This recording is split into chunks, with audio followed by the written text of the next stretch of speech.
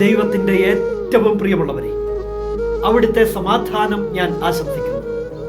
ഇന്ന് കർത്താവ് നമുക്ക് നൽകുന്ന ദൂത് വിശുദ്ധ ലൂക്ക എഴുതിയ സുവിശേഷം 11-ാം അധ്യായം 28-ാം തിരുവചനം.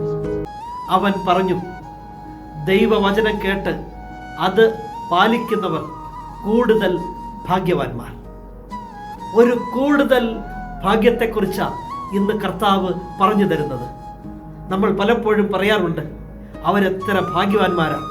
ആ ഭാഗ്യമൊക്കെ നമ്മൾ ചേർത്ത് പറയുന്നത് ഈ ലോകത്തിൽ കിട്ടിയ എന്തിനെയൊക്കെയെ കുറിച്ചാണ്. അതൊക്കെ ലഭിച്ചപ്പോൾ ആ മനുഷ്യർ ഭാഗ്യവാന്മാർ എന്ന് നമ്മൾ പറയും. എന്നാൽ കർത്താവ് ഇന്ന് പറഞ്ഞു തരുന്നത് ഒരു കൂടുതൽ ഭാഗ്യത്തെക്കുറിച്ചാണ്. ആ ഭാഗ്യത്തിലേക്ക് എത്തണമെങ്കിൽ അവൻ പറയുന്നത് ദൈവത്തിൻ്റെ വചനം കേൾക്കണം, അത് കേട്ട് പാലിക്കണം.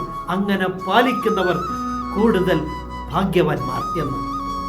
ദൈവത്തിൻ്റെ വചനം കേൾക്കാനുള്ള മനസ്സുണ്ടോ?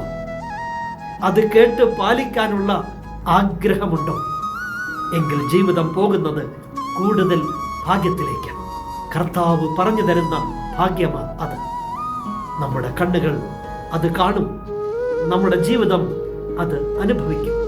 എങ്കിൽ ദൈവത്തിൻ്റെ വചനത്തിന് കണ്ണും കാതും ഹൃദയവും കൊടുക്കാം. ജീവിതത്തിൻ്റെ വഴികൾ ആ തിരുവചനത്തിലൂടെയാകട്ടെ. കൂടുതൽ ഭാഗ്യങ്ങളിലൂടെ ദൈവം നയിക്കും. കരുണാമയനായ ദൈവം നമ്മെ എല്ലാവരെയും സമൃദ്ധിയായി അനുഗ്രഹിക്കട്ടെ.